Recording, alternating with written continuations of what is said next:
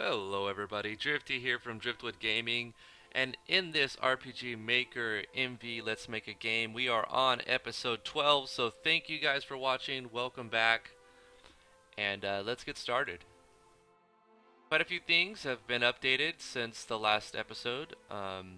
We've added a new actor. We've got Olgwin, the Mystic Gunslinger, who is currently not in the story, but we have plans, well I have plans to put him in the story later on. We've added his class, of course, and we've done a bunch of shots so that he can use special weapon uh, gun weapon skills, and added a ton of skills. I don't remember exactly where we were when episode 11 ended. It was somewhere around here.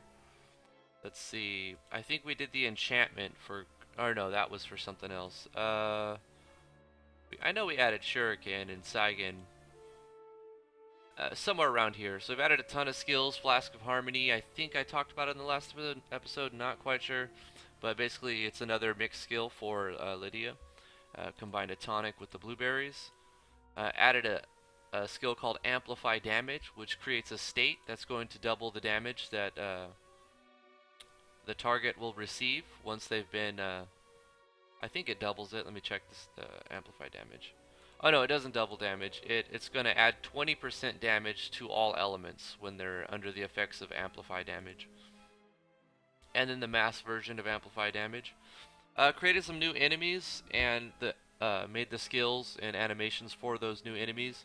One of those new skills are Cowabunga, and it's a skill from one of the rock turtles, and it just basically throws some magic attack out. Added a skill for the turtle called the Horny Thrust, and it's a physical attack for the rock turtle, since the turtle has a horn. This is an enchantment skill that I was working on. This is currently defunct. It doesn't work exactly right. This is for an item, actually, this note tag. More of a placeholder.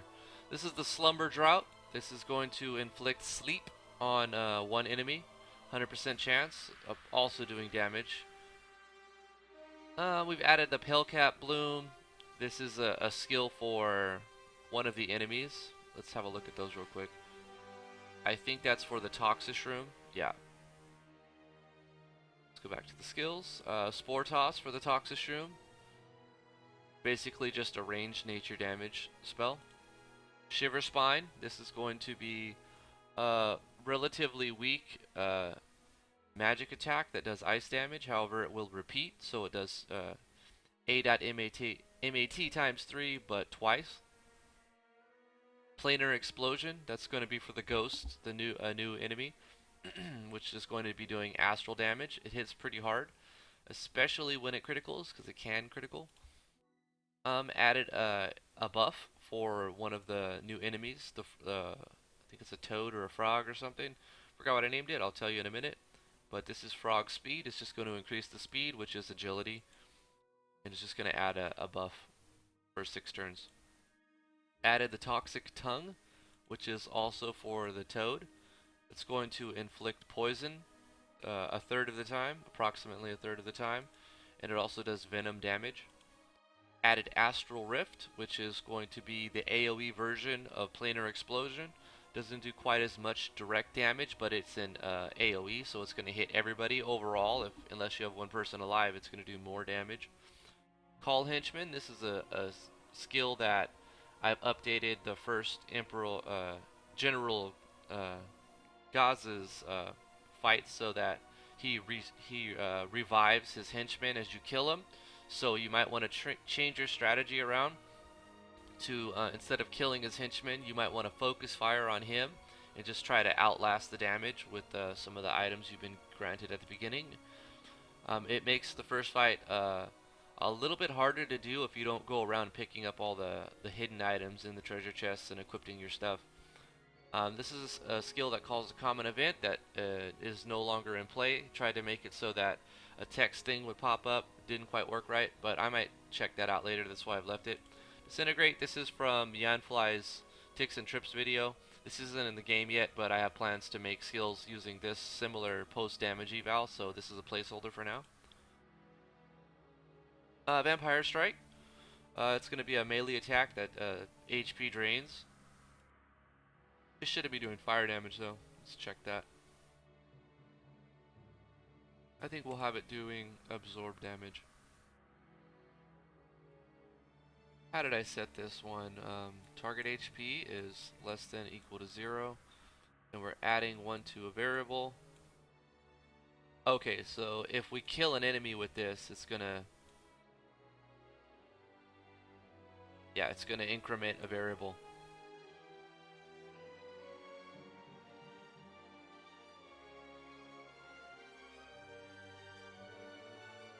Yeah, I'm not quite sure what I was doing with this, but I'll figure it out. Absorb Essence. This is another HP drain, but it does pretty significant damage. We'll go ahead and put that on absorb damage as well. The mass version of absorb damage, HP drain. Actually going to drop this down a little bit to 8, since it is an AoE.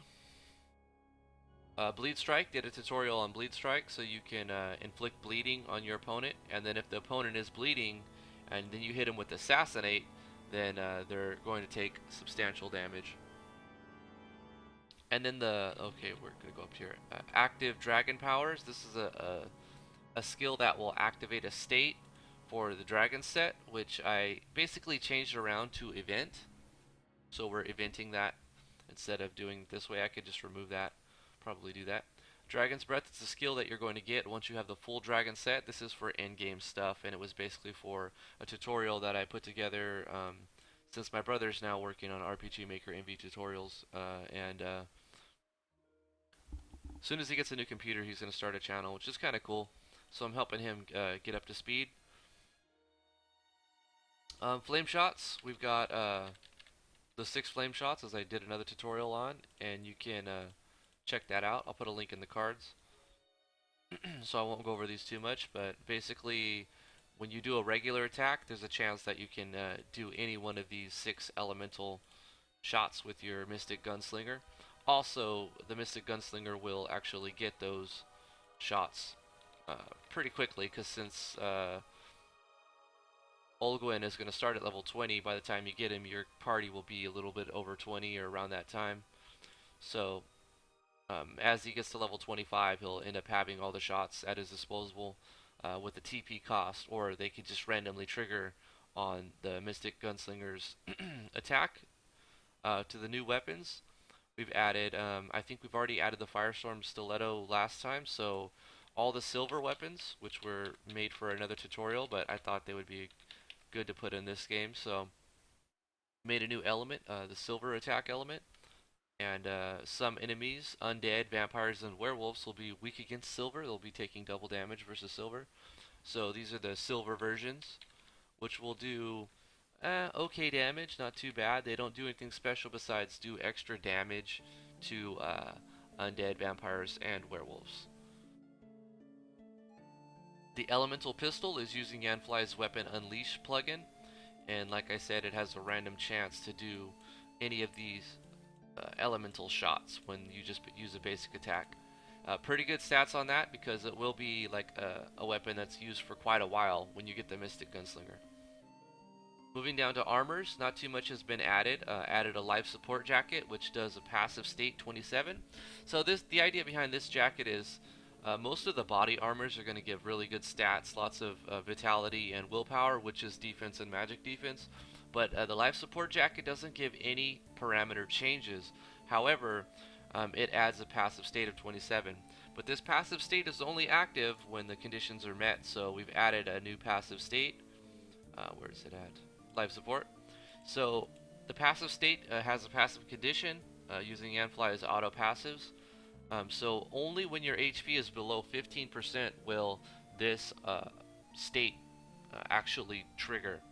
So this state has got an extremely powerful HP regeneration.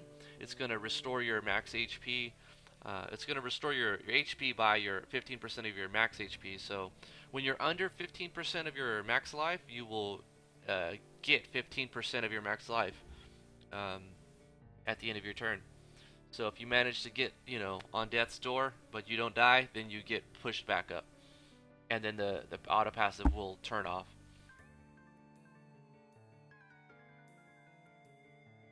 And then we've added the dragon breastplate, plate helm, plate boots, and plate gloves for in-game when you get to the dragon cave, which isn't actually in the game yet. Yeah. So moving down to enemies, we've added quite a few new enemies. We've added the rock turtle and the abilities that I've gone over.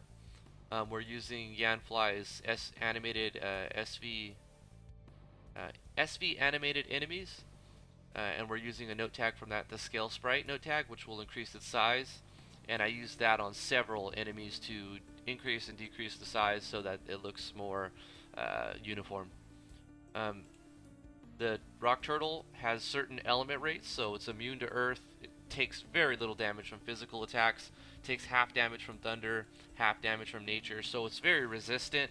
It's really like a beefy tank. You can see his attack is a little bit weaker than his defense. His magic attack's a little bit weaker than his magic defense. Made some new items for basically drop purposes. Let's see. I think right here is where we started. So added a new salvage system. So, and I've called it dismantle in game. So all the items you find, especially the seemingly useless junk, can be dismantled into other items that will be later used in a crafting system to build certain things. So most of these items will have a salvage recipe, and you'll be able to salvage right from the beginning of the game via the main menu. So rock turtle is one of them.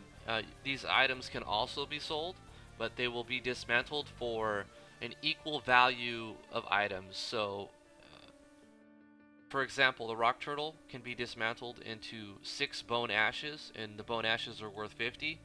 So 6 times 50 would be 300. So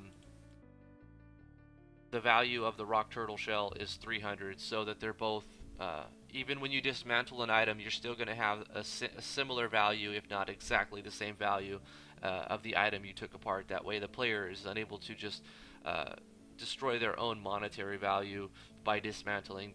They should turn their items that they have into items that are worth about the same amount. Not every item can be dismantled, of course. Some are used strictly for selling. And some items you find can be salvaged, but they can also be used to restore HP, MP, and TP and whatnot. Added the Curious Fungus, another dismantle item and sell item. Hellcat Mushroom, same thing, different values for based on the difficulty of the enemy. Haunted Cloth, this is a drop and a dismantle item that Ghost will drop. Astral Shard, same thing for the Ghost from the Astral Plane. Nether Skull, this will be dropped as well from the Ghost. I think this is only going to drop from the boss. I'll have to double check that. Dried Frog's Tongue, it's another drop salvage item. It's from the frogs, of course, the toads. Cliff Ivorroot actually decided to make a key plot item an actual key item, so that way I can reference it easier. The Bone Chip, which will be a drop salvage dismantle item. Werewolf Fang, similar thing. Werewolf Hide, same thing, just different values, different chance per drops. Pail of Water, made an item that will remove the burning state, so threw that in there as well. It should have an icon. I don't know why the icon disappeared on me. There we go. And then here are our base components for crafting. So far we've got bone ashes, fabric, leather, scraps, astral dust, fungal matter, raw bronze, silver, gold, and biomass. And these items are going to be basic components that will be used to craft other items. Moving on down, the enemies, Toxishroom, basically no crazy resistances. It's not very super tanky, but it will use skills that inflict states, putting the party to sleep, and it makes them dangerous if they're in a troop that has other hard-hitting enemies. Made the Hauntling, which is basically immune to like most of the states, and they have several drops that you can see. They have rare drops, so I'm using Yanfly's one of Yanfly's scripts to add extra enemy drops. So they have a 1% chance to drop a really good item, a 1% chance to drop a different rare item, and another 1% chance. So 3% chance when you kill this enemy, you're going to get something really, really powerful. But it's a very, very low chance. They also have their regular drops that are guaranteed, and you're going to be able to sell these and dismantle these for gold, since most enemies will drop no raw gold. The Climber Frog, it's attacks with certain elements, but it doesn't have any special beefiness or anything. It's mainly just an enemy that can poison, and I'm thinking about adding the new plugin from Yanfly, the row formations, and have the Climber Frog pull to the front row. Might add that a little bit later. The Greater Haunt is our next boss for the mountain, right before you're able to fully harvest the cliff Iber root. You'll have to face him. You don't have to kill him. You can run away. In fact, in the storyline, Lydia says, "Run now." So you might be underpowered by the time you get to him, but you don't have to fight him right then and there. It will become an event if you do run away, and the event will chase the player at a moderate speed, so you're able to get away. And if you do get away, he'll stay in the cavern, haunting the cavern until you come back to kill him. So if you do run away, you're not going to miss out on all this epic loot. But if you are able to kill him, you have a decent chance of getting several different things. So many items have a 1 out of 10 chance to drop, and then there's a few specific items that are basically astral element related items that I think would be useful and appropriate. You know, a haunted belt, spectral cloak, stuff like that. The Greater Haunt has pretty high stats, a few guaranteed drops for selling and dismantling. Should be a decent fight. If you're upgrading your stats with the enhanced stat functionality, then it's very possible to do. I've had beta testers, and they said that it was a very hard fight at level 19. They were able to do it since they appropriately used their stats, enhanced their stats with their job points, and moderately decent gear. By no means maxing out their character, was still be able to take down the Greater Haunt, which was cool. Thanks to Lydia's heal all skill. But that's an item that they'll be limited in use depending on how many what are they called? Athelas, yeah. Based on how many Athelas they've actually harvested from the deep jungle. And I've made it so that Athelas can drop from the enemies, what are they called? The jungle fly traps. So you can get Athelas 50, actually it's a guaranteed drop, and then you have a 50% chance to get another one there. So if you basically farm around the jungle a bit, you'll be able to stock up on some Athelas, which is a item needed in order to cast Lydia's skill.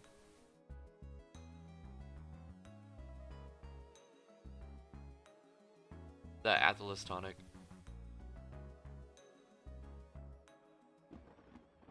Moving on down. Added skeletons, werewolves, and a test item for target practice just for testing skills. This will probably be removed later on. Or maybe I'll make it part of the story where when you first get Olguin, you'll have to kill this. It doesn't do anything but stand there and take damage, so it's just going to get you familiar with the elemental pistol. These two are not currently in the map anywhere, but I do have plans to add undead and werewolves and even vampires as well. Troops have been updated to add different variety, so you're not only fighting one enemy of one type, you have different types to fight. And that adds a little bit of variance. Could also randomize these with the Yanfly script. Thinking about doing that.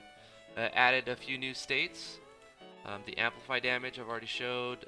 Cobra form I've already talked about, and life support I've already talked about. Doom was replacing the death. I remember in a previous episode I was talking about how necromancers have a chance to kill you on hit.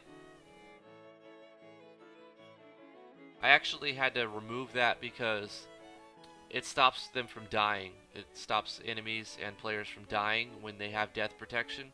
So I basically made a negative poison that completely takes all of your HP when you're under the effects of it. But instead of calling it death, I called it doom. So that way you can actually die in the game and have protection against doom. So swap that out from the necromancers. Just change the skill. Added burning, which is a small 5% max HP negative regeneration, so it's like a poison. Same thing with bleeding, and same thing with all the other elemental based states. So you've got burning, bleeding, chilled, soaked, shocked, rocked, and dizzy, and they all stack. So if you use them all, you can get a pretty powerful poison.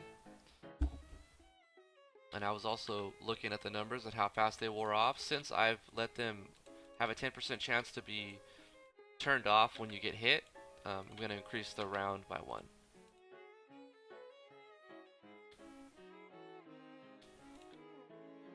Makes more sense. Added a ton of new animations to make up for all the new skills, so I'll play through some of them. Our arrow shot there. Spent a decent amount of time on these instead of like a simple copy paste. Started as a copy paste and then added frame by frame editing. Spent a good amount of time on those. This is not though. These are basically copy paste, rename, re-image, all of these.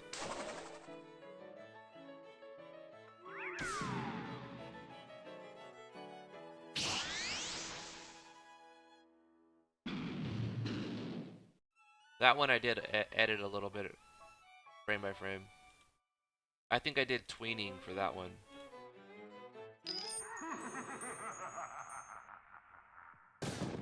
And that one was already in there. So from here down, all new. Changed, well, added a new tile set, which is basically just a previously default tile set that's had a filter applied over it. So one of the sample maps has been changed a little bit by using a different tile set. It looks the same, but it has a filter on it, so it's slightly different.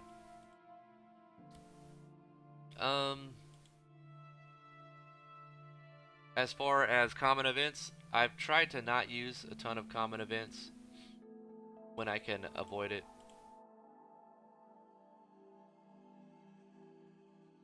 Still have the song randomizer. That's the biggest common event for ocremix.org.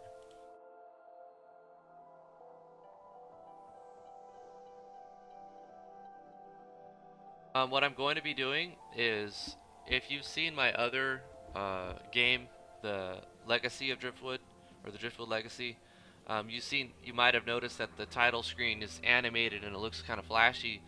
I'm probably going to do the same thing with this one. Just have to put in a little bit of legwork. We might actually do that in this tutorial, or this Let's Make a Game. Only added one new element, the silver element. Haven't added any skills for the sorcery yet, but I have plans to. So we'll probably jump into where we left off. I still have that original save from episode 11 where we ended. Let's pause this music and continue our file 1. So in this file, we I think we accepted. Oh, okay. I had to refight the boss, and I've changed him around a lot, so I might have to continue the balancing. And I also want to change one thing real quick. So this will let me up right here with one enemy left. That's right. I want to edit that so that the variable has to be one higher because there's one more enemy in there. So let's take care of that real quick.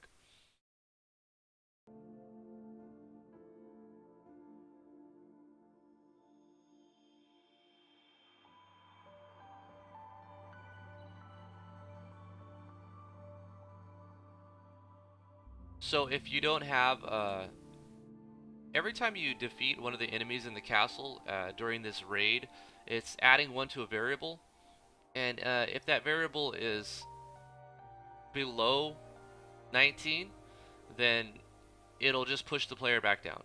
So it'll say you must remove all threats in the castle first, and then it moves the player back down. The thing is, there's 20 enemies, so let's change this to 20.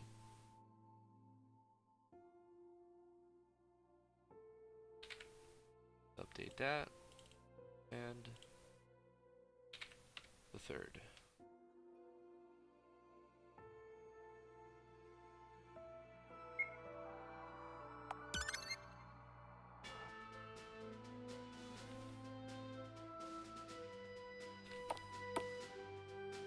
Alright, so now it should push me back down. You must remove all the threats in the castle first. Alright, so let's take care of this last one.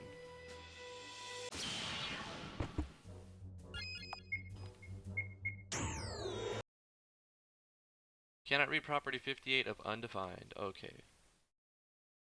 So I have done quite a few changes, and it's going to be interesting to figure out what's causing that crash.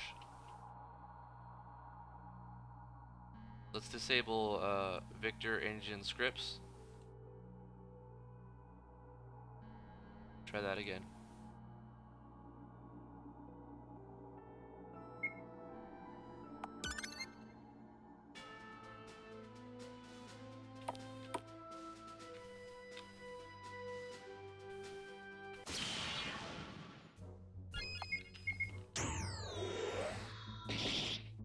Okay, so it's a Victor engine script compatibility issue. I was really hoping that that wouldn't happen, but I did have a feeling it was going to happen. I'm gonna have to notify him about that. I really like the element boost, or the elemental strengthen effect that I was getting. Created a new thing called potency, which would increase a certain element rate.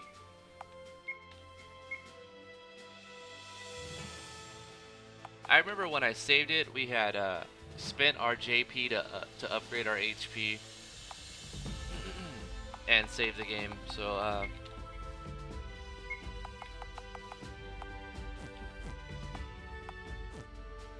let's give it a shot.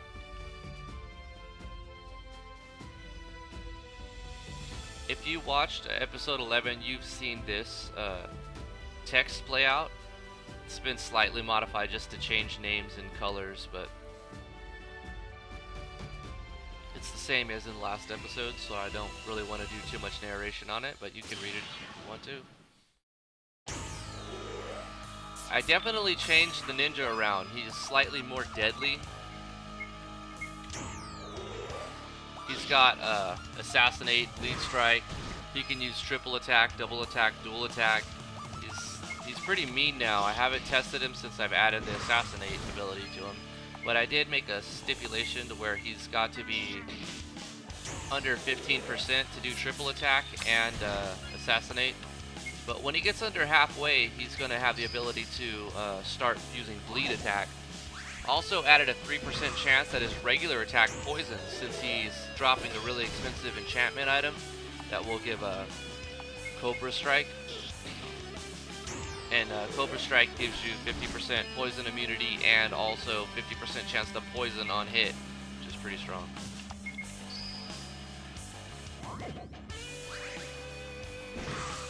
So further nerfing may be required in this fight. I might have to make him a little bit weaker because I've given him so many buffs subsequently and haven't done so much testing on him.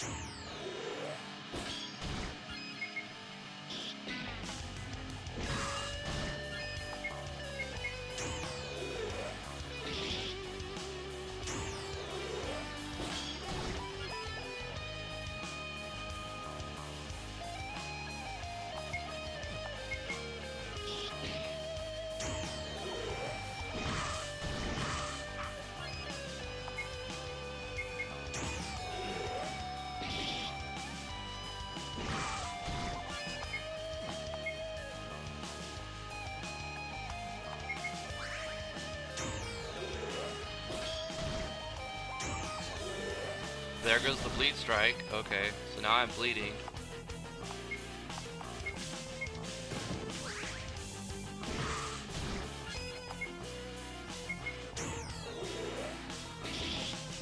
Need to end him. It's not extremely noticeable because I'm still regenerating, but oh man, he might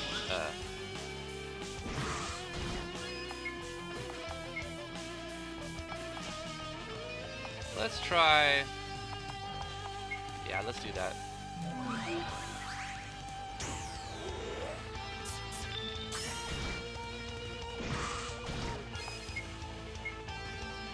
If he uses Assassinate while we're bleeding, it could be a KO.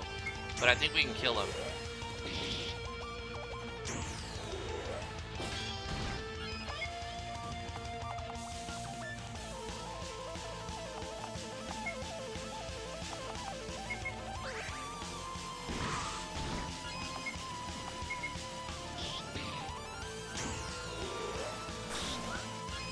He missed it. Alright, I think we got him.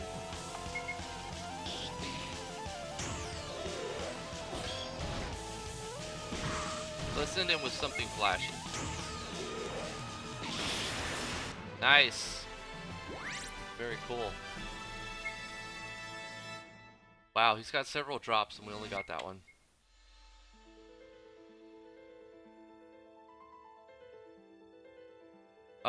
I made that event auto run, so you don't have to talk to him to get the prideful longsword. You're giving it right after the battle. If you talk to him again, he just says the same thing without awarding another sword, though. You need to add maybe some dialogue for the queen. All right, so this is I'll save it this time. This is where the game bugged out last time. Because I have an autoplay event when we enter the map below here. But I think I've added a failsafe. Let's check. There we go. So if you try to exit to the balcony, it just pushes you back up.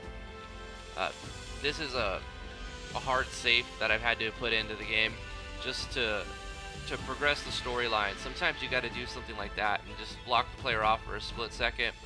They'll be able to go to the balcony again right after they watch this next cutscene. So all they would have to do is just go around and then down the stairs.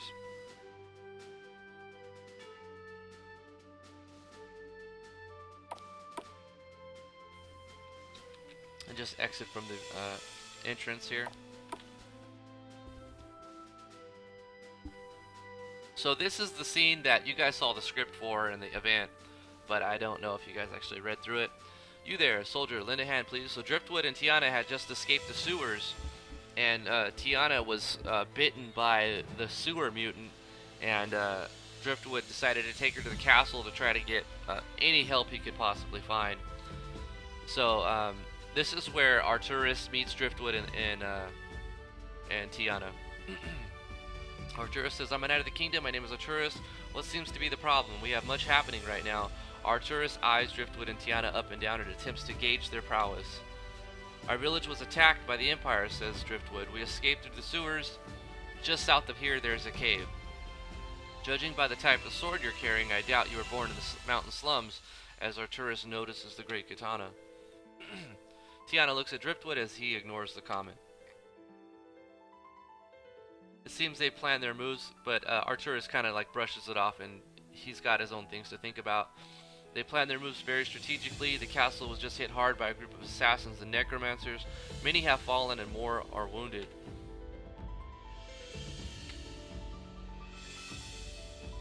The feeling of solidarity is abundant, and I can see we've all suffered much at the hands of the Empire. So they have a common enemy at this point. But Tiana, she gets sick all of a sudden. She says, I don't feel right. She hits the ground. Move event there. And Arturus is inquiring about Tiana, what's happening, and Driftwood's worried, what's happening, Tiana, you okay? And informs Arturus of what had happened in the sewers. She looks pale, says Arturus. This appears to be more than just physical damage. Let's get her to the infirmary quickly. I fear she may need a special type of healing. So there was a fade out, screen fade out, and then a transfer event. And then, so you can see Driftwood right here is actually an event. It's not in the party yet. And he was never added beforehand, so you can't, like, mess this up at all. The auto run event is actually right here, controlling all of this. The nurse said she has contracted a disease. She called it marsh decay. She'll be unable to move until we can find some cliff iber root. If we don't find it quick, she'll most likely die. So this is going to make Driftwood's whole mission of protecting her worthless if she dies for some poison. So he's got to save her. Excuse me. He says, I have to save her. I'll find this cliff iber root. I'm leaving right now. And he's entrusting Arturus just to watch over her, since he seems like a respectable guy. He's defended the kingdom, and he's got no other choice, really. But Arturus isn't going to have that. He goes, I can't let you go alone. The castle's been secured. It'll most likely be some time before we're struck by the Empire again. We've taken out a large portion of their assassination squad, including one of their lead members. Driftwood's not in a position to deny any help. He needs all the help he can possibly get at this point. So Arturus is going to have a guard stand watch outside the room and have a nurse keep a close eye on Tiana. And he's ready to go, and Driftwood's like, let's do it. So at this point there's a fade out, and then there's a party change, and there's a slight transfer event. So now Arturus was removed so that Driftwood could be the party leader, and so we've removed Arturus, added Driftwood and Arturus. Also, you can see that this soldier has appeared and the nurse has appeared at this point due to switch events. And flavor text, if you talk to the nurse, she gives you your objective again. I'll keep a close eye on her, don't worry, please hurry back with some cliff iber root. If you talk to Tiana, she's out. She's unconscious. Get a few more items. We talk to the guard. He says he's going to guard the door as long as Arturus asks him to, because if it wasn't for Arturus, the king would probably be dead and there'd be a new ruler. And he has a feeling that the new ruler wouldn't be as generous as the king we have now. Also, there was a naming issue we had in last episode. Soldiers also knocked out. We called Arturus by Arturos and Arturus. We cross-referenced his name back and forth. I've decided to go with Arturus. Arturus, I don't know, I just went with that. Also renamed a little bit the text here. I toast you brave soldiers who have sailed through the stormy seas. I just added the word soldiers because it just sounded funny in the last episode. Alright, so now we're able to enter the roof again. If we miss those blueberries or the cape up there, we can get that again.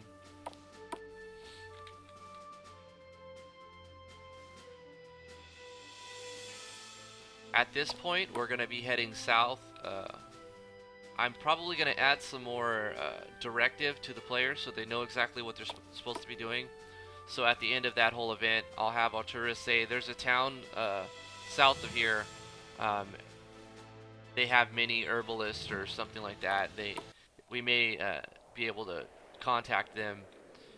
So basically, direct the player down. So if you try to cross this bridge before this whole thing takes place, it just force pushes Arturus back up and says, "I've got to defend the castle," and nothing else happens. You can, however, go through here, and if you go all the way through the cave and exit this way, an uh, auto run event will push him back into, excuse me, push him back into the cave so that he can't actually go through with Lydia's scenario until you finish Arturus' scenario. The same thing will happen. That event has been updated, so at this point, if you take Driftwood and Arturus through the mountain pass, as soon as you exit out right here, it's going to trigger the same transfer event as you would crossing the bridge. So now we enter Lydia's scenario.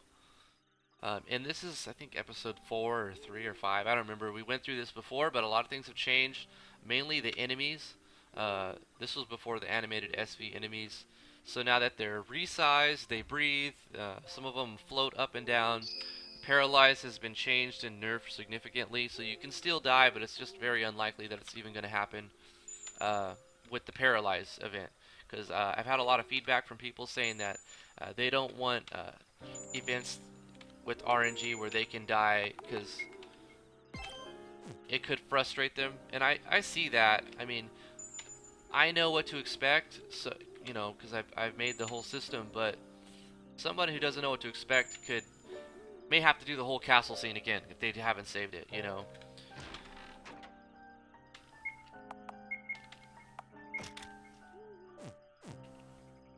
I do remind the player to save it though, so I think that I haven't completely took out Paralyze. It's still 10% chance to Paralyze.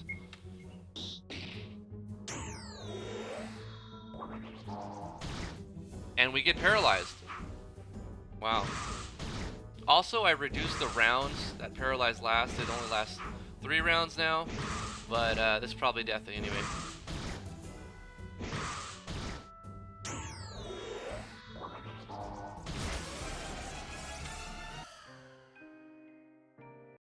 Okay, let's look at that skill again.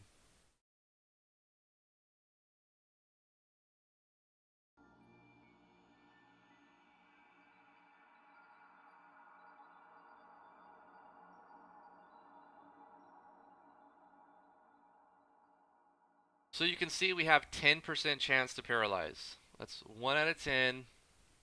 And it landed for the first thing that happened in the jungle.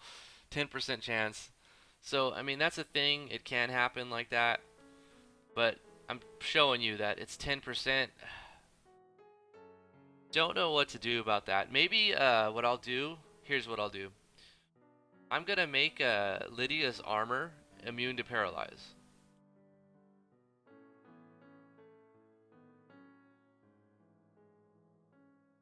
Because I don't want to get rid of the whole Paralyze thing. It's only 10% chance. That was just very, very bad RNG. Immunity to poison, and what state number is Paralyze? 16.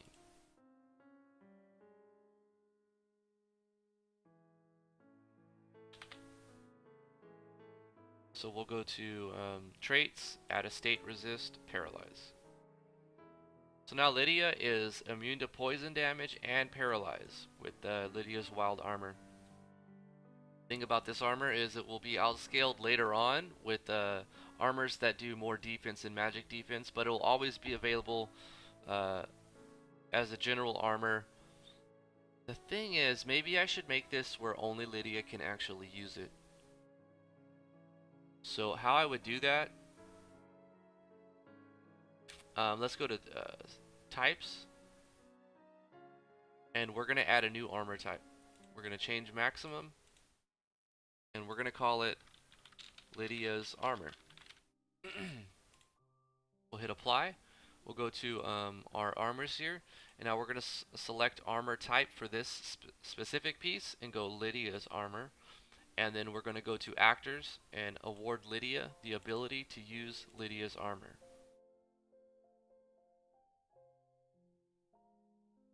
And now this will be a piece of gear that only Lydia can use. So that's a little mini tutorial in its own.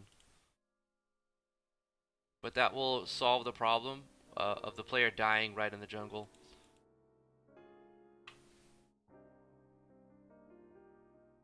So I've reduced the paralyzed to 10%, but I've increased it to A.ATK times 5 instead of 4 or 3. So when it uses Constricting Tail, it's still going to do more damage than this regular attack, and that's to make up for the fact that its paralyzed is 1 out of 10. I also reduced I think I already said that. I changed the paralyzed to 2 rounds. I thought it was 3. It was actually 2 rounds now. So stun is 1 to 2 rounds with the 50% chance of being broken upon taking damage. Paralyzed won't be broken upon taking damage, but it'll only last 2 rounds. So, alright, let's continue. However, even though I've updated Lydia's armor so that it's immune to paralyze, that will only take place when you receive Lydia's armor in the future games. I've already saved the game as Lydia, where I've already received Lydia's armor. So I am actually not immune to paralyze. That's okay. This is for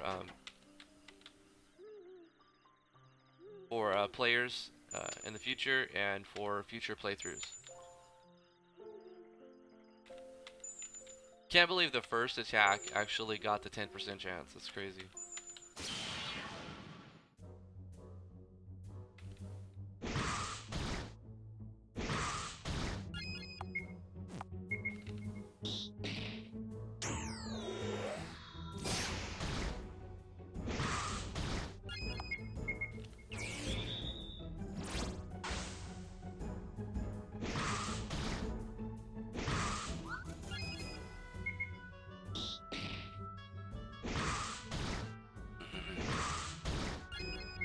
Should be trying to kill these because they can stun as well.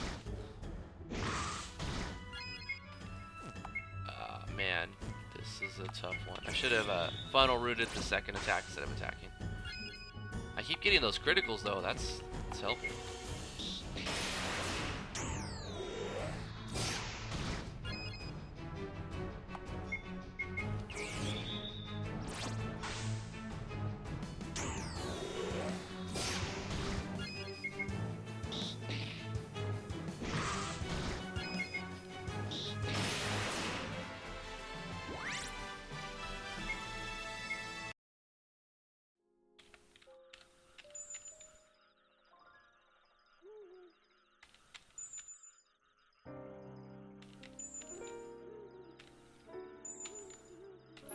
And our Final Fantasy style full recover.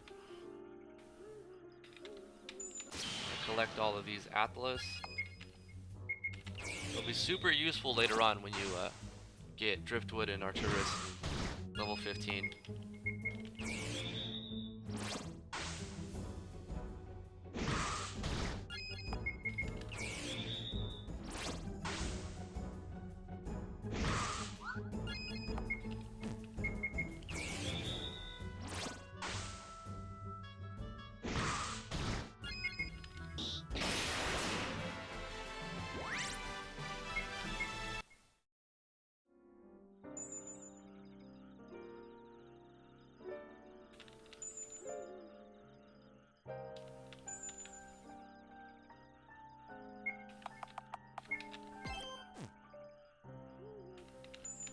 Reason why I'm saving it right there is because this is an area where you can get attacked by 3 monsters. It's using regions.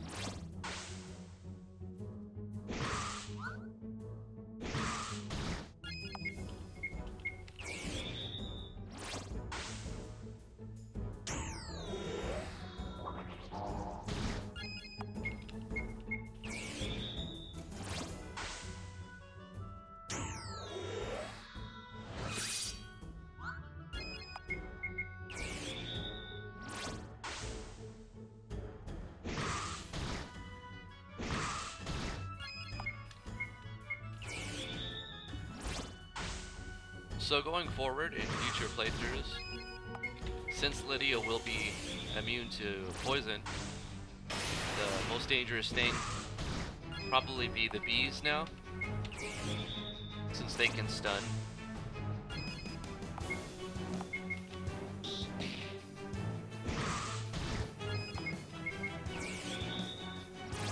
That's alright though, I don't want the opening scenario for any of the characters in the story to be super hard, or even like death trappy.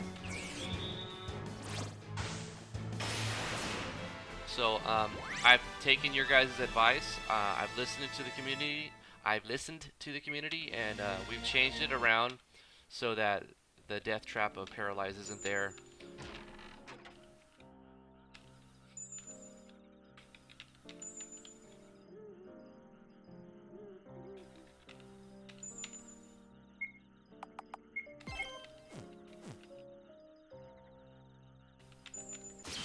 I kind of want to get attacked by the group of 3 just to see how it plays out. We got Venom Bolt now, so that's going to let us do a little extra damage.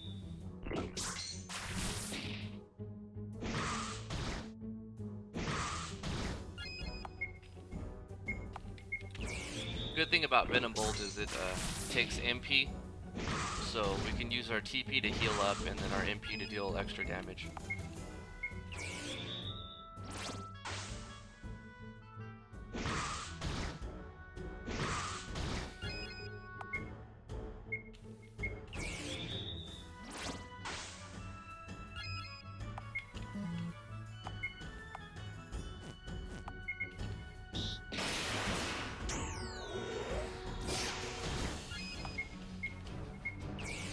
I'm also thinking about changing the storyline and directive from finding tonics to something else.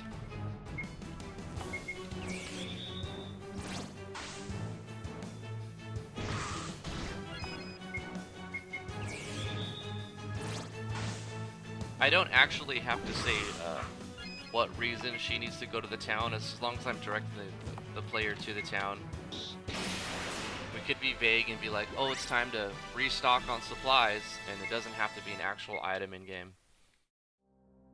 I think that's what we'll head towards doing. It's good to be vague sometimes, I think, because then you let the player decide why. Like, the player will fill in the blanks. Another thing I've added are the blueberries. I scattered them around the place, so, and also power fungus.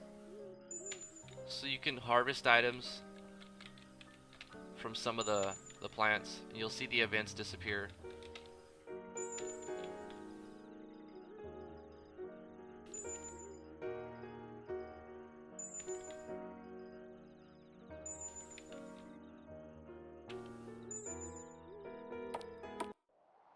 And they won't come back, they're gone.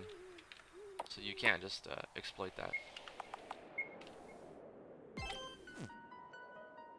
So, I remember when we did Lydia's scenario, before we did Arturus' scenario, we ended right here, basically. We didn't have anything in the town.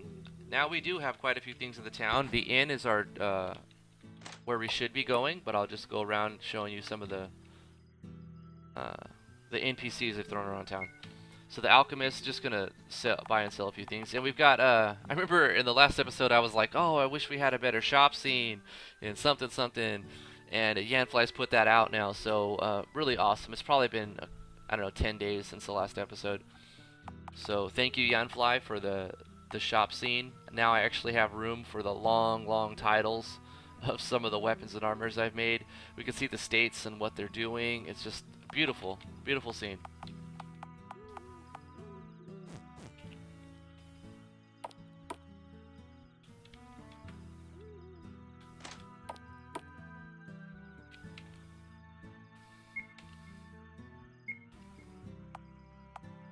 Nice. What was it, tab? I think it was tab. Yeah, if you press tab, you can switch between all of the stats that the item changes for all of your enemies. I mean, all of your allies, your party members. Or the actual changes to one party member at a time by hitting tab. Really cool, Yanfly. And then we have plenty of real estate here on this box.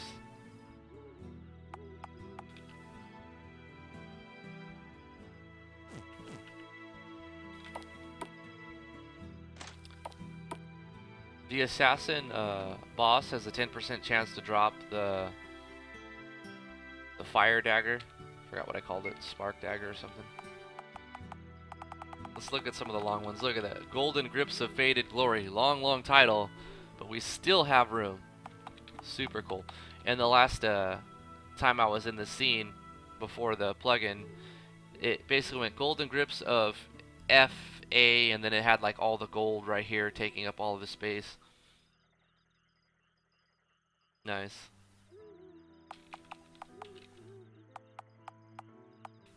I'm definitely going to be adding a ton more items just to make it more customizable. Now the price is a little high, I know that, but these are very useful items. I'm going to be reducing prices and rebalancing the numbers, but for now I'm going to keep them high just until I have a slew of items, and then I can scale them up accordingly. Of course, all of these items won't be for sale here in this one shop.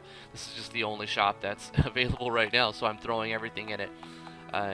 You will have like probably items up to the scale mail here, and of course there'll be more items in this stat range.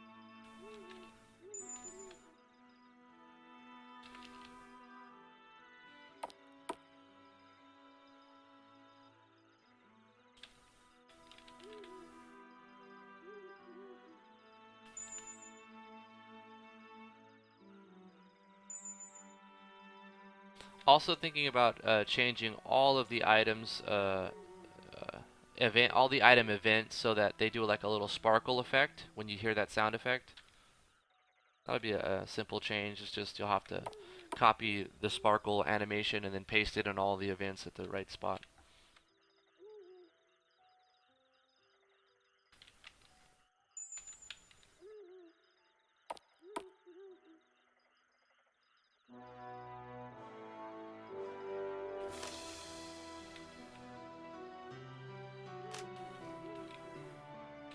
Gonna add the pub as well.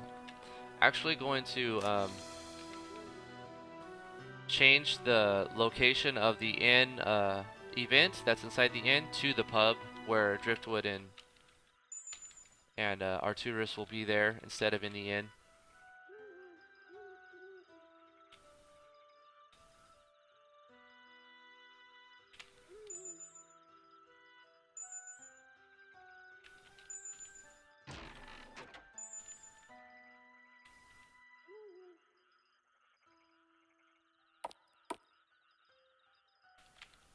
We have the Enchantress. So the Enchantress will sell enchantment items and artifact items.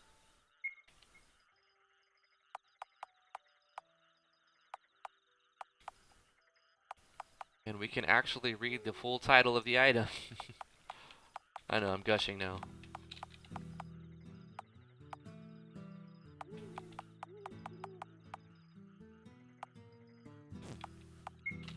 We also have an equipped shortcut right there. That's pretty cool.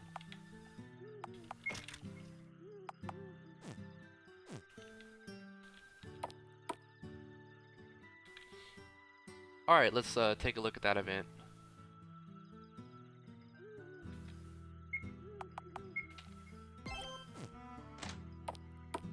So it's an auto run when you walk in as Lydia.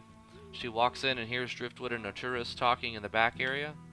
And it also has like an auto move. And Driftwood's like saying, we can't stick around and waste time here. We have to, you know, pick a spot and just go find it. If we don't find the Cliff Ivory soon, I don't think, he goes like, I don't even want to think about what'll happen. And Lydia's thinking to herself as she hears this conversation, like, well, I know where that's at. If someone needs that, that's in serious trouble. They're in serious trouble. She knows what they would need it for, since she's familiar with herbs and she's a naturalist. And Arcturus is saying that they don't even know what we're looking for, let alone where it's at. We need to ask everybody for help, you know. And if the blind lead the blind, both shall soon fall into a ditch. And that's a saying. I don't know where I heard it. It's an old saying. And then, since it's a cliff, I have a route being specific or off a cliff. And Driftwood's saying, hey, I'd rather fall off a cliff than let Tiana suffer any longer. He's gonna climb the first mountain he sees and pulls up every route until he finds it. And Arcturus is insistent, like, we don't even know what it looks like. We need help. But Lydia steps in and she goes, I know what it looks like. Move event. She comes in and Arcturus is inquiring about Lydia. Lydia introduces herself, asks about her friend, or Driftwood's friend. And Driftwood introduces himself and asks how does she know, and then she's saying that she wasn't trying to listen to the conversation, but she heard you talking about it, and there's only one reason you need this sort of plant, and it's for marsh decay, which is also what the nurse has called it. And Lydia says she knows where to find it, and she can take the party there, but we have to hurry. And Arcturus is kind of always skeptical as a Knight of the Kingdom. He wants to know why she's so eager to help us, but Lydia informs them that marsh decay isn't really just a disease. It's like a virus that'll spread and it kills all the plant life, and she doesn't want to see that happen since she loves the plant life. So Driftwood's like, hey, you don't have to tell me twice, let's go, let's go find it. So we head south to the mountain pass in red coloring, so that the player, it'll stick out a little bit more, so the player has another directive. We're trying to let the player know where to go. So now the party's changed, and Lydia's the party leader because she's leading the party there.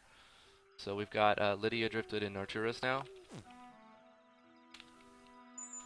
Could also grab a few more items.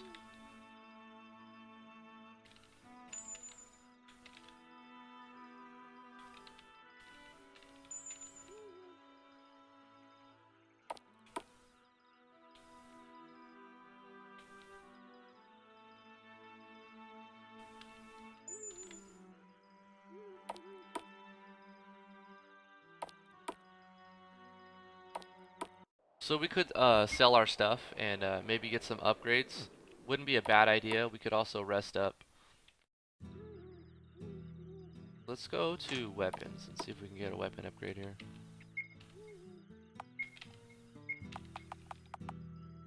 We've got 18 rat tails, so let's sell those. Sewer jelly.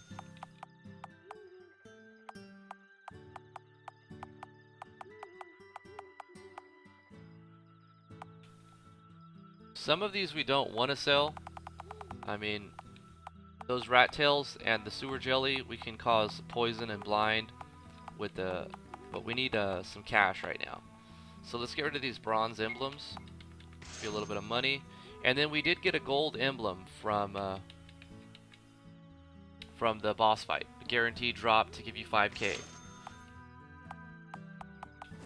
That'll let us get some upgrades. We can sell the light mace since that's the first starting weapon for Tiana, and we found a heavy mace anyway. We don't want to sell the prideful longsword. Matter of fact, we want to equip that because that's Arcturus's upgrade. So at this point, Arcturus is the strongest character.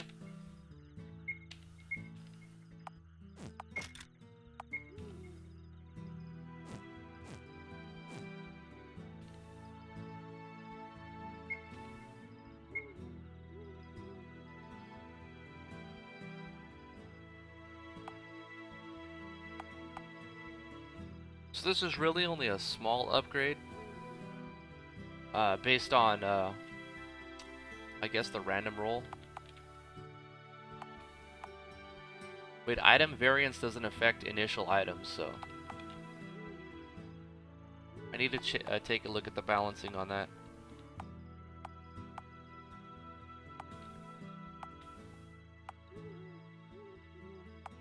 So this is cool. You can actually see that by hitting tab, all of the status changes. That's cool. Okay, instead of buying another weapon upgrade, I'm gonna check on the armors.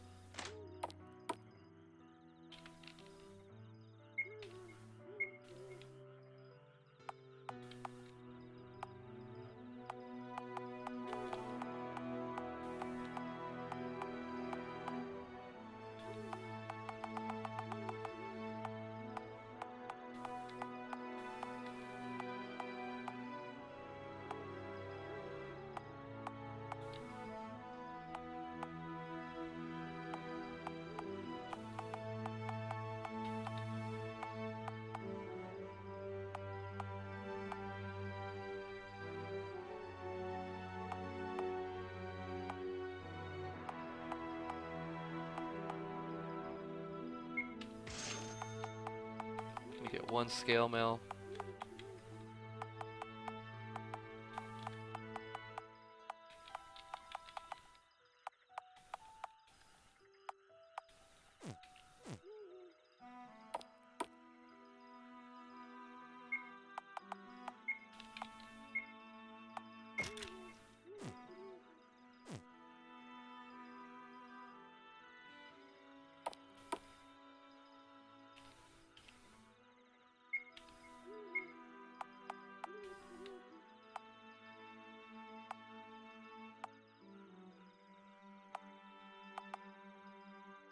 Ring of Minor Regeneration would be very, very helpful. I think we're gonna grab one of those. And then probably a cloak.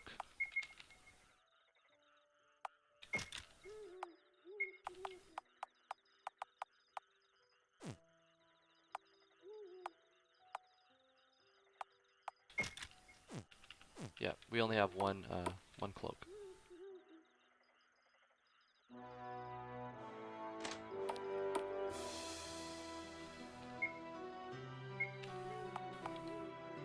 So item variance doesn't affect items that you buy in the shop. So you don't have to worry about getting bad rolls when you buy items in the shop. The downside is you can't get like amazing rolls because you don't get any rolls. There's no random variance on items you buy in the shop. So this gives items that you could buy in the shop still value when you put them as a drop item from an enemy, because they'll be varied when you find them from an enemy. So we'll go with yeah, I'll just pick a couple of cloaks. Maybe we can sell some more junk. Firewood's going to have a purpose, but right now it doesn't, so let's just unload that and get another cloak. That ought to do it. Let's equip Lydia. Equipped wood. Alright.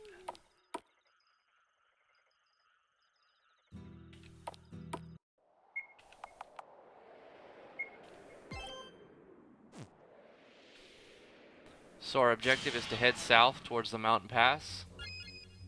We got attacked by a bandit.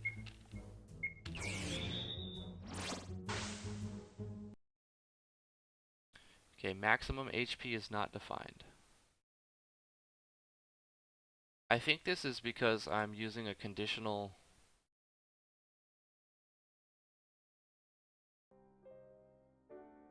What have I changed? I changed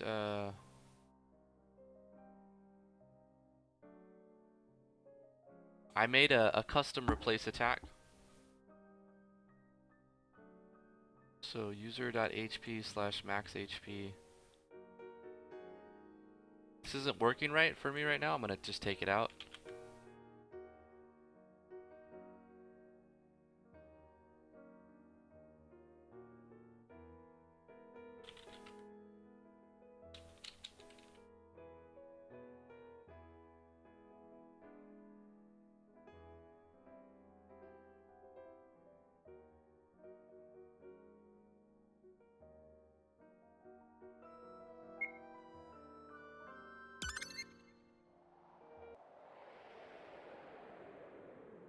I kind of want to get attacked by a bandit again, just to see if that was bandit related or if it was the thing I just added, the custom replace. Oh, I know what it is. I have to go user.mhp, not mhp. That's all it was.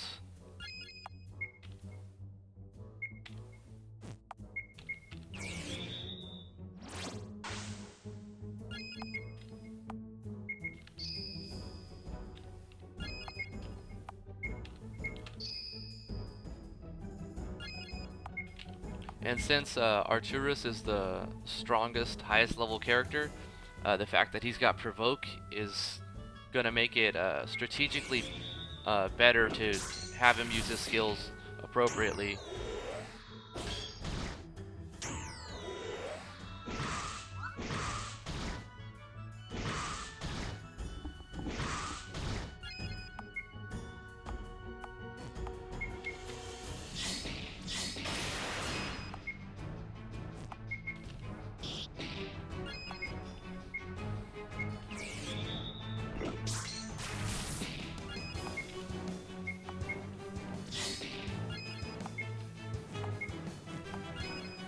Ah, I didn't mean to do that.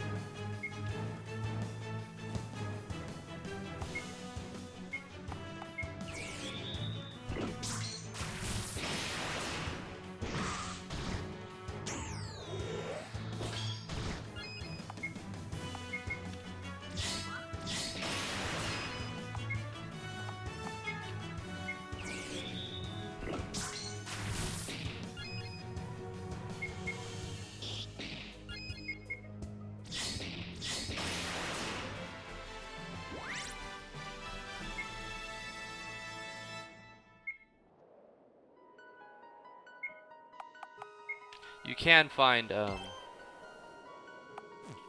you call it? You can get coins from fights that are on the world map, so you can grind and level up to get your gear. I figured out the problem in here.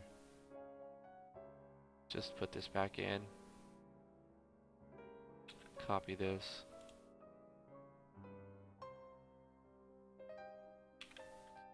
You can't just type in MHP because it doesn't know whose maximum HP that they're looking for. So when you're using Yanfly's weapon unleash plugin, you can reference in a conditional statement.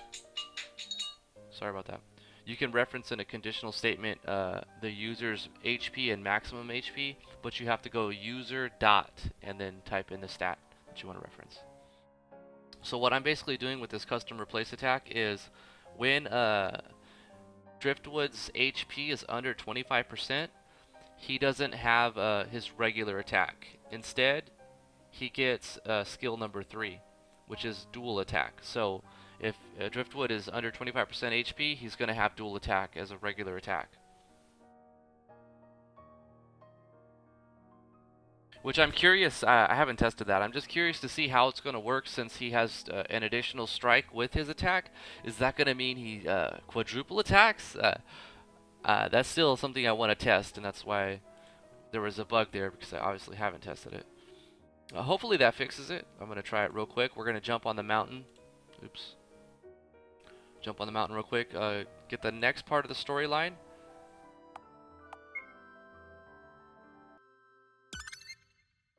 And then we're going to have to cut the episode pretty soon. We're already at an hour 14.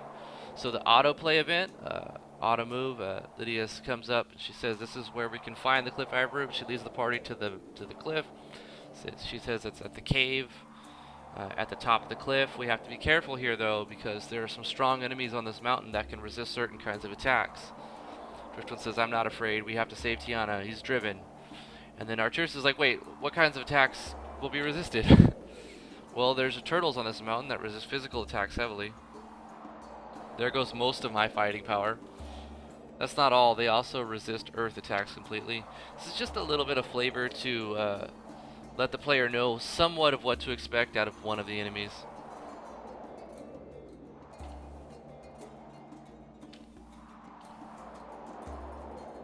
So if you don't mind getting into a battle, you can pick up these blueberries. Probably get into a battle, yeah. So here's the rock turtle. I think they're a little bigger than I kind of wanted them to be. I'm thinking of like the Adamantoys from Final Fantasy series. They're pretty huge, but I did not mean to guard.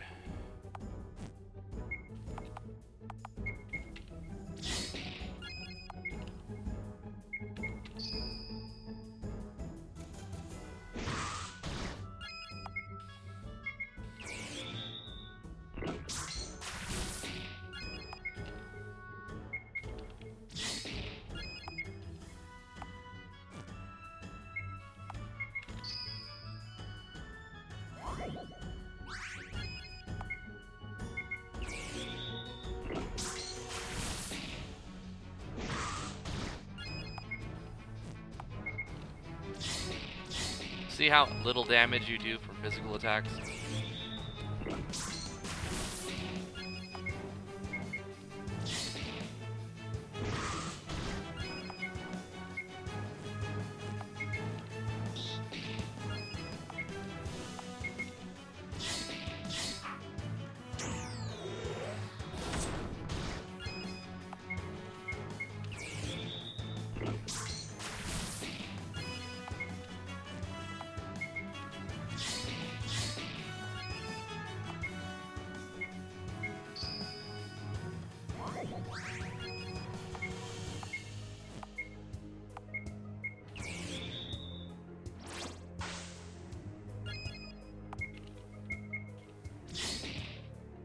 And that was a nature-based spell, the funnel root, so also does half damage. I think we got him. Ain't no thing but a chicken wing. And we got some drops.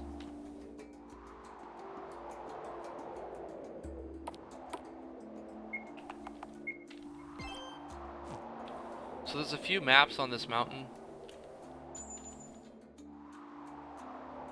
And a couple of chests.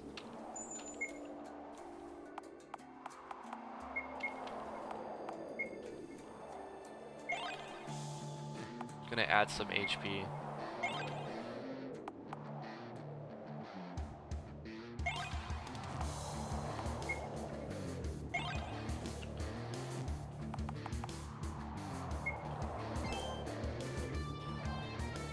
So before I enter the cave, I need to get Lydia at least level 15 to use the Athelis tonic. Basically, it's a Curaga.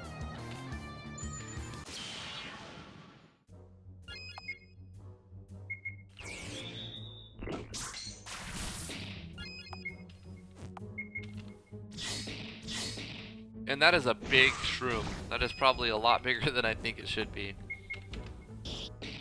So I am going to shrink the shroom a bit.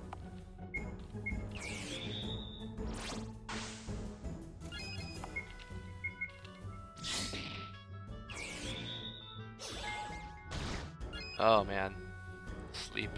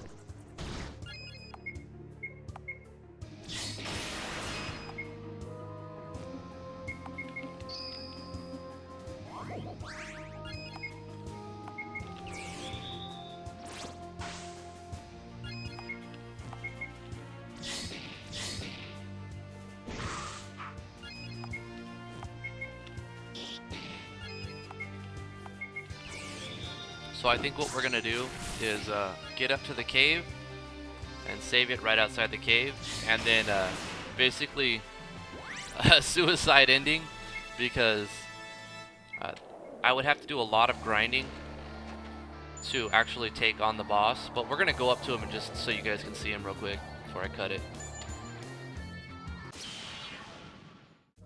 Might actually die before I get to him if I get attacked by a bunch of ghosts.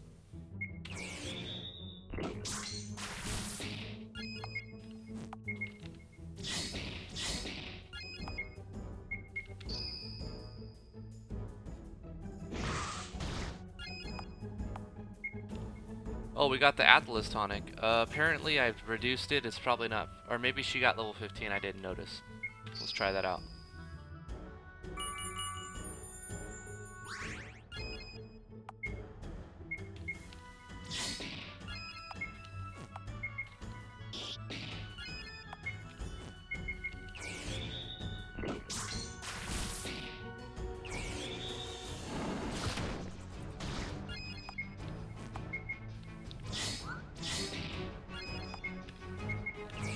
The reason why I put Atlas tonic to be so strong is because it's consuming items, so you're actually spending money that you could be using to upgrade your items, your equipment, your gear.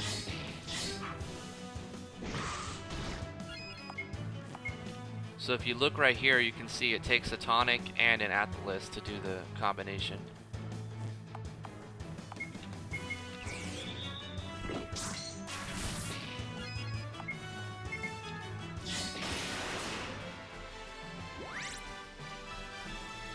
Level 13. So the Atlas tonic, I've dropped that down to 13, obviously.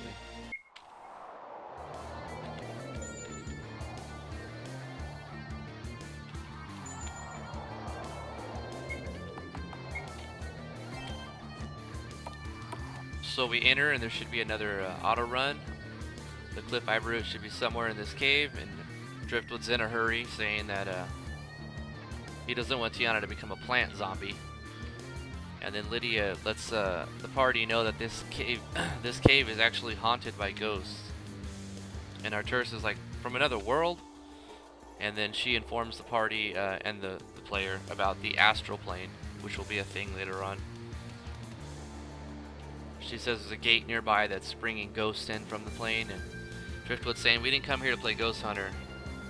And Arturus is saying, well, you know, we should still be informed.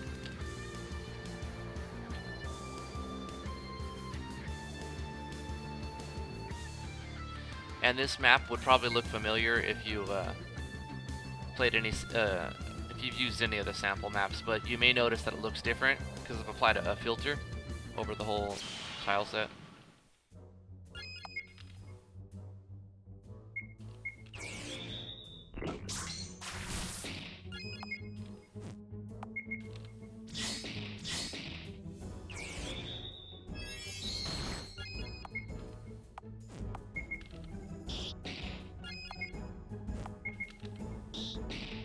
Gonna get a little TP in this fight.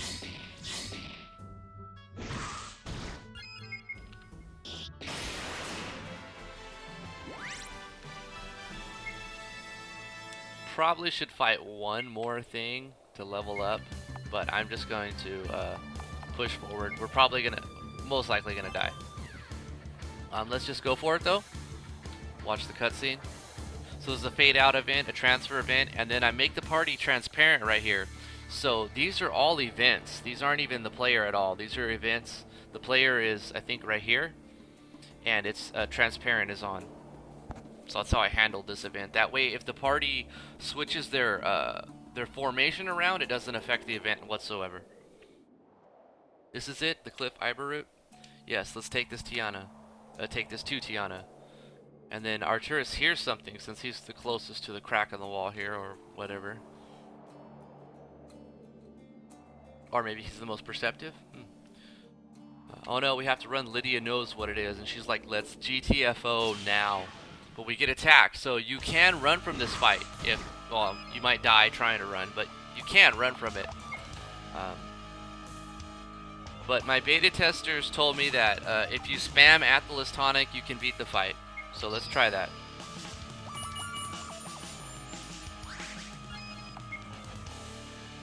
So we are going to try to use up all our items and take him down. We're gonna have to provoke for sure. This thing hits hard.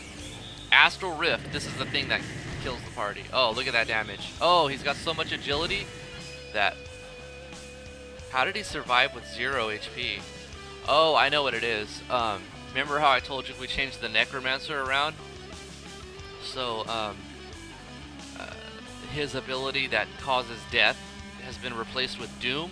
This is why. Because the item that awards resistance to death also stops you from dying. You have 0 HP, you can't attack, but you can still do abilities.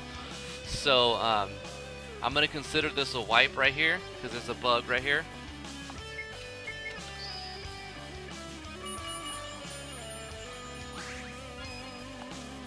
I've already changed it, but that I would have to restart the game and get, or actually not restart the game. I can make an event that awards the item, the updated item, and swaps out the item that has got the death resistance for Doom resistance. I could do that. I'll probably end up doing that to save myself from another full playthrough, but I might just play through it all again anyway. I probably will.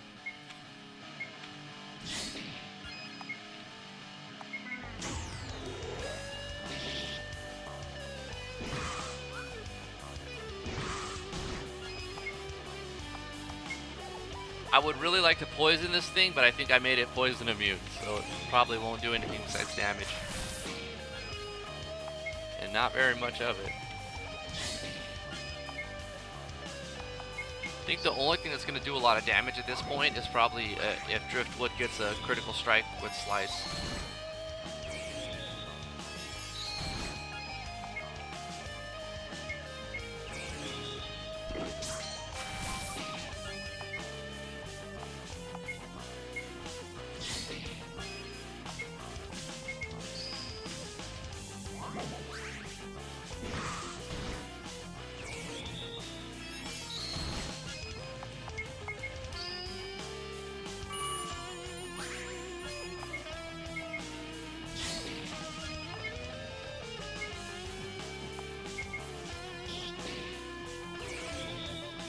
I think what I want to do is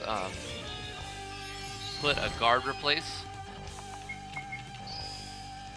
custom conditions for guard replace, so that when you use defense or defend or guard, you have a chance of doing something. I don't know yet. Probably heal or regen or buff, but. Maybe even agility buff that would make up for the lost turn. Like regen and agility buff. And I've set my my states in the parameters of the buff state score from Yanfly to adding. So we have 14 rounds of regen because of stacking Atlas potions that I've had. I think that is really awesome, that whole stacking.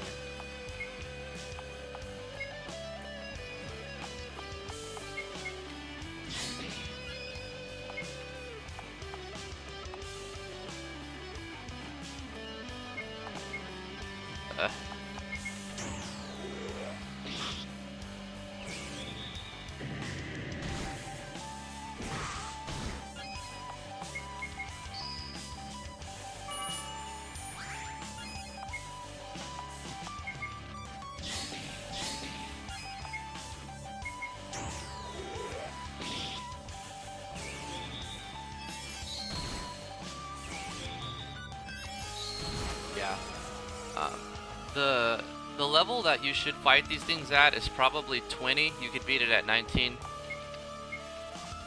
The only reason I haven't already died is because there's a bug that's keeping Arturus alive. But basically, this is a loss. You guys can see this is a wipe. Arturus will just be resistant from death until I swap out that item. But yeah, I think that's going to do it for this episode. There's some more things I want to do. I'll continue working on this project, but it's been an hour and a half. It's going to take forever for this to upload and for it to process. But thank you guys so much for watching. If you guys like this sort of content, remember to like, favorite, share, and subscribe. It lets me know that this is something you guys want to see, and I'll make more depending on what is, you know. I like doing all this stuff, the tutorials, the let's make a game, and whatever you guys let me know you want to see more is what I'll put out more videos for. So thank you guys for being awesome. Thank you guys so much for all the support you're giving me. We're up to past 1K subs. Let's continue this train. Let's get it going. Let's keep the hype train going. Let me know if you have a suggestion or a comment or a special request in the comments below. I do read all my comments. You guys are important to me. Even if I don't respond to every single one of them, I've read it and I've heard you. Your voice is heard. So thank you guys for watching once again. Thank you for being awesome, and we will see you in the next tutorial.